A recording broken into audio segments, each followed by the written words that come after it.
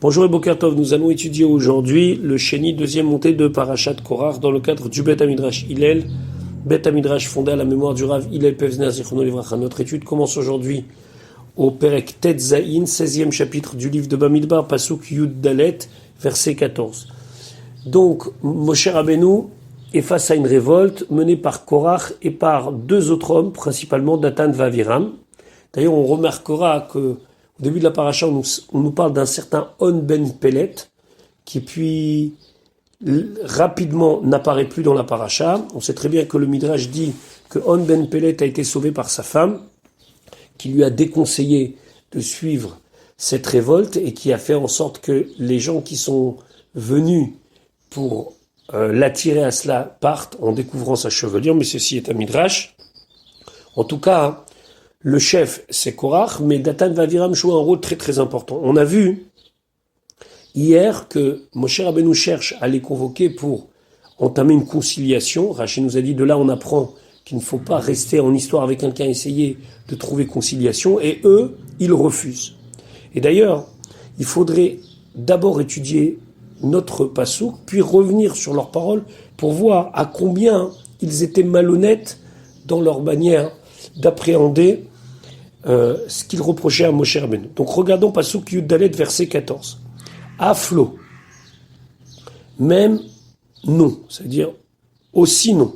El Eretz Zavat Chalav Udvash, vers la terre où coule le lait, le miel. Avi Otanu, tu nous as amenés.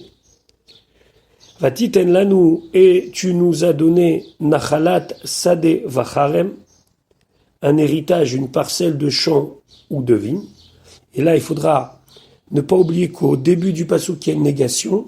C'est comme si c'était marqué « et tu nous as pas donné », puisque le passouk commence par « aflo », même non, tu ne nous as pas amené dans la terre d'Eretz Israël, et tu nous as pas donné un héritage. Donc c'est pas ici un compliment, mais au contraire une critique. À Aîné, même si à Anashim Ahem, ces hommes-là, alors à Aîné ici, ça veut dire même si les yeux à Anashimahem de ces gens-là, Tenaker, tu vas crever, Lona, allez, on ne va pas monter. Alors ici, déjà, on va faire Rashi, puis après, on va essayer de comprendre par rapport au Pasuk Yud Gimel. Déjà, prenons Rashi. Yud Dalet Rashi, va titen lanu, et tu nous as donné. Alors, on a l'impression qu'ils leur disent, tu nous as donné. Mais Adavar Moussav al lo a amour les malal. Adavar, la chose, cette parole-là, les moussav, elle se reporte sur le lot qu'on a dit plus haut. Non, aflo, kloma, lo aviotanu, tu nous as pas amené, velo natatalanu, et tu nous as pas donné, nachalat, sade, vacharem, de quoi avoir un champ et une vigne. Martalanu, tu nous as dit, aale etrem me'oni mitzraim, je vais vous faire monter de la difficulté, de la souffrance de l'Égypte, El Eretz Tova, vers une terre bonne, Mishamot Setanu, de là-bas tu nous as sortis, certes. Velo El Eretz Zavatro Chalavudva Shaviotanu, et tu nous as pas amené vers la terre où coule le lait, le miel. Et la Gazarta, allez-nous seulement, tu nous as décrété sur nous, la Mitenu Bamidbar, de nous tuer dans le désert. Shamar Talanu, puisque tu nous as dit, et là on fait référence à Parashat Shelach, Bamidbar Azeyi Pelou Figrechem, que dans ce désert va tomber vos cadavres. Aïne Anashim Ahem Tenaker, alors on aurait pu traduire est-ce que, puisque le He ici est une espèce d'interrogation, mais ici Rachid nous dit non. Ici il faut traduire le Aïne, même si. Aïne, même si les yeux. Aïne ici ce sont les yeux. Afil ou même. Attache léar, tu envoies les naker et aïne nous crever nos yeux. Imlo naale elecha, si on ne va pas vers toi, on ne monte pas vers toi. Malgré tout, lo naale, on ne va pas monter. Qui sont à Anashimahem, ces gens-là? Ben, en vérité, ils parlaient d'eux-mêmes. Et c'est comme si c'était dit, même si tu nous crèves les yeux.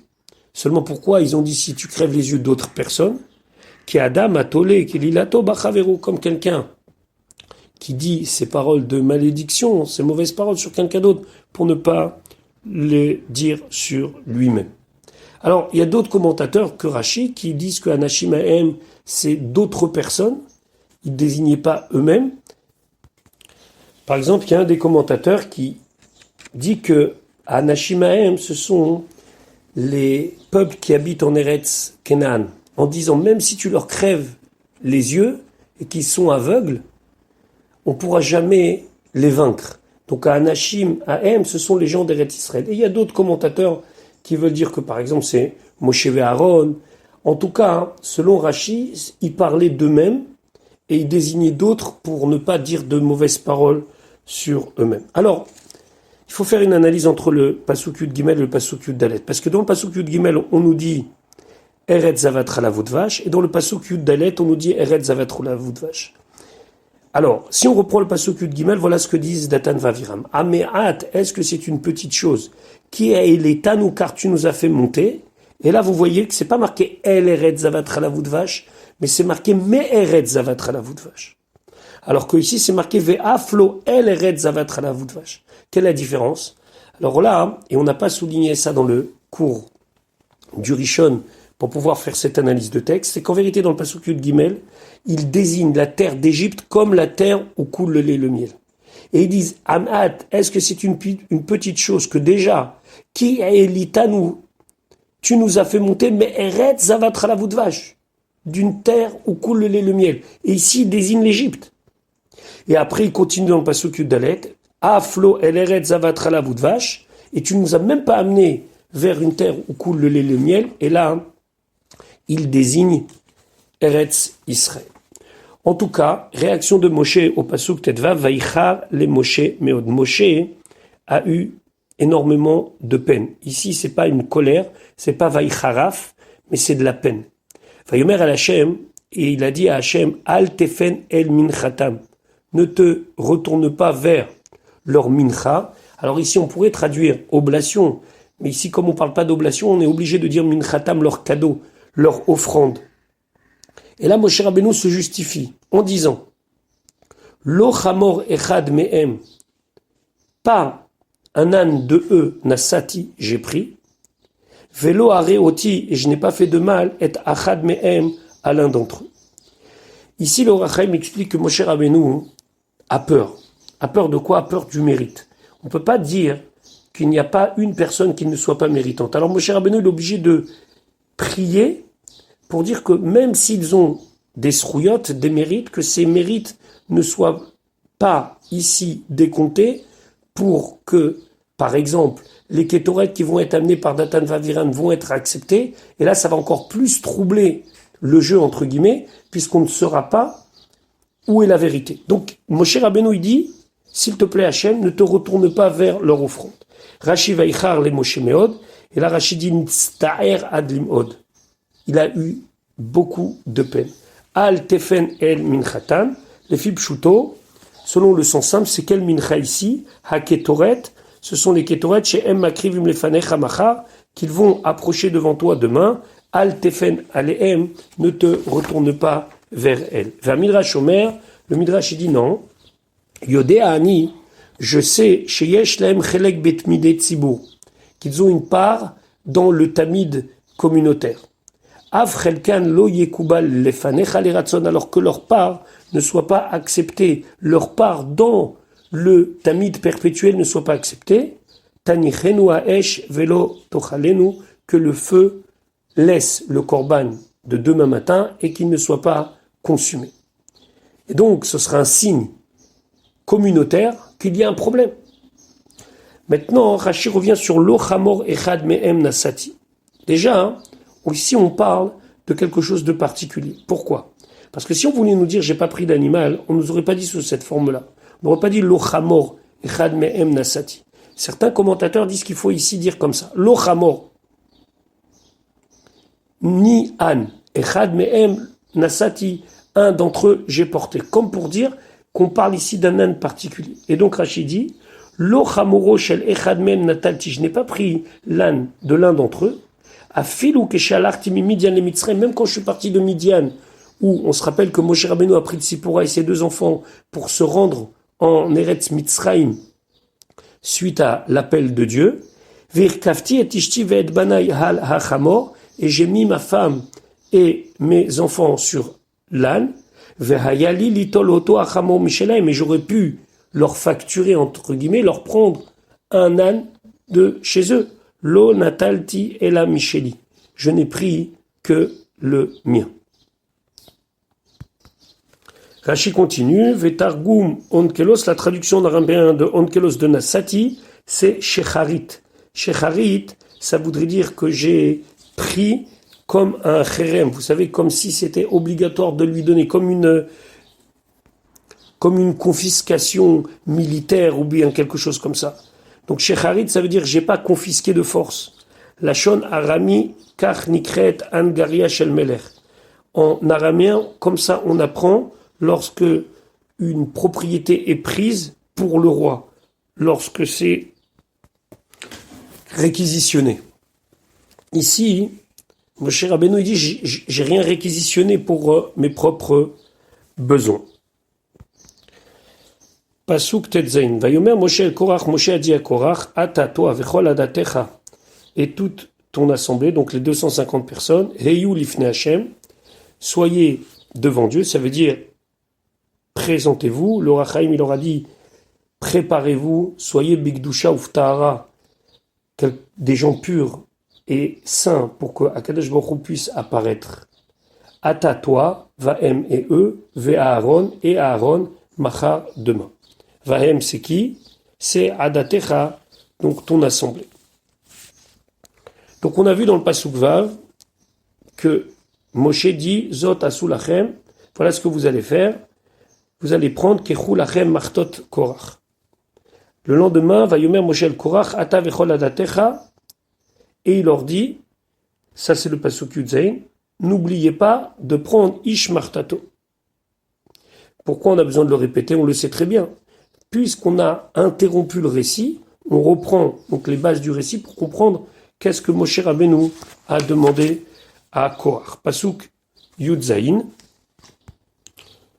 Ukro et prenez Ish Martato, chacun donc cette espèce de pelle dans lequel on met des braises et des encens, un encensoir, ou ne tatem aléa, et vous allez y mettre ketoret, donc de l'encens, veikraftem, et vous allez l'approcher, le sacrifier l'ifnachem devant Dieu, Ish Martato, chacun donc son ustensile, son encensoir, chamishim umataim martot, donc en tout il y aura 250 martot, veata ve'aaron, et toi et Aaron, Ish Martato, chacun son encensoir. Donc en tout, il y aura 252 martot. 250 l'assemblée, une Korach et une Aaron. Veikraftem, Rachid expliquait, Ish Martato, chacun son encensoir, Achamishim Umataim Ish Shebachem, les 250 personnes qui sont parmi vous. Pasuk Yutret, Vaikru, et ils ont pris Ish Martato, chacun son encensoir, Vaitenu Alem Esh, ils ont mis du feu, Vaya Simu Alem Ketoret, ils y ont mis de l'encens, des Ketoret, Vaya Amdou, ils se sont tenus Petach Oel Moed à l'entrée de la porte du Oel Moed, ou Moshe et Aaron, avec Moshe et Aaron. Pasuk Yutet, Vayakel Alehem Korach, et il a rassemblé, alors on peut dire ici contre eux, sur eux, Korach et Kol Haïda, toute l'assemblée, et là, tout le reste des bénis Israël viennent assister à donc cette épreuve, entre guillemets, de véracité.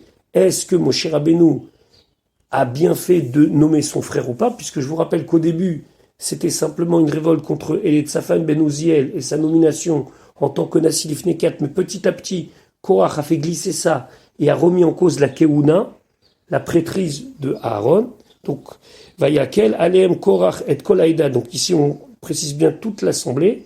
El Petach Oel Moed, à la porte du Oel Moed, Vayera Kevod Hashem, est apparu le Kevod Hashem, la gloire de Dieu, El Kol Haïda, à toute l'assemblée. Rachid expliquait, Vayakel Aleem Korach, comment il a fait pour rassembler tout le monde. Bedivré les tzanout, avec des paroles de moquerie. Kol Halayla, ou toute la nuit, Halach etzel Ashvatim, il a été, et il a fait une espèce de campagne auprès de toutes les tribus, ou Fita Otam, et il les a incités. Kisvuri Matem Shalai Levadi Ani Makpid. Kisvuri Matem, est-ce que vous pensez, Shalai Levadi, que c'est que pour moi, Ani Makpid, que je tiens, j'insiste pour remettre en cause. Eni Makpid et la Bishvil Kulchem. Je n'assiste que pour vous. C'est pour vous que je fais tout ça. Un vrai discours politique. Eloubaïm venotlim kolagdulot. Ceux-là, Moshe et Aaron, ils viennent et ils prennent toutes les postes importants.